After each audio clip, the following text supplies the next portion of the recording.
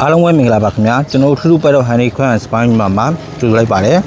ဒါလေးကတော့ရန်ကုန်မြို့ကိုပို့ဆောင်ပေးရမယ်စတီးထူသားနဲ့ပြုလုပ်ထားတယ်လောင်ရင်ပါခင်ဗျာဒီကောင်လေးကအဖြုတ်တက်ရှင်ရပါတယ်ဒီကောင်လေးရဲ့ size ကတော့အလျား6ပေအနံက3ပေအမြင့်ကတော့4ပေ5လက်မှာပါခင်ဗျာဒီကောင်လေးရဆိုရင်ဖြင့်စတီး 1.2 မီလီထူသားနဲ့ပြုလုပ်ထားပြီးတော့အဖြုတ်တက်အရှင်ရပါတယ်ကျွန်တော်ဒီအောက်မှာလဲခွေးချံ3အခင်းပြ6ပြားကိုထည့်သွင်းပေးထားပါခင်ဗျ stainless steel 1.2 မီလီထူများဖြင့်ဒါပြုလုပ်ပေးထားသောကြောင့်နှစ်ကာလအကြာကြီးအသုံးခံပါတယ်တန်ကြီးလုံးဝမတက်ပါဘူးခင်ဗျာ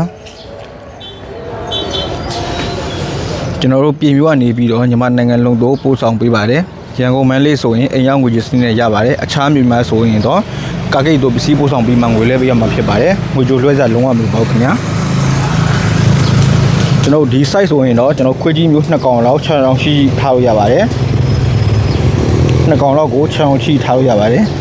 ကျွန်တော်တိခန့်ပန်းများလဲလိုရလို့ရှိရင်တိခန့်ပန်းများလဲထည့်သွင်းပေးပါတယ်ခင်ဗျအလျား6ပေအနံက3ပေအမြင့်က4ပေ5လက်မှာအဖြုတ်တဲ့အရှင်ရပါတယ်ခွေးကြီးမျိုး2ကောင်လောက်6ကောင်ရှိထားလို့ရပါတယ်ခင်ဗျဝယ်ယူအားပေးသောတူးချင်းတန်ကိုကျွန်တော်ထူးထူးပတ်တော့ Honey Crown Spine မြန်မာမှာကျေးဇူးအထူးပင်တင်ရှိပါတယ်ခင်ဗျမင်္ဂလာရှိသောနေ့ရက်လေးတွေပိုင်ဆိုင်နိုင်ကြပါစေခင်ဗျာ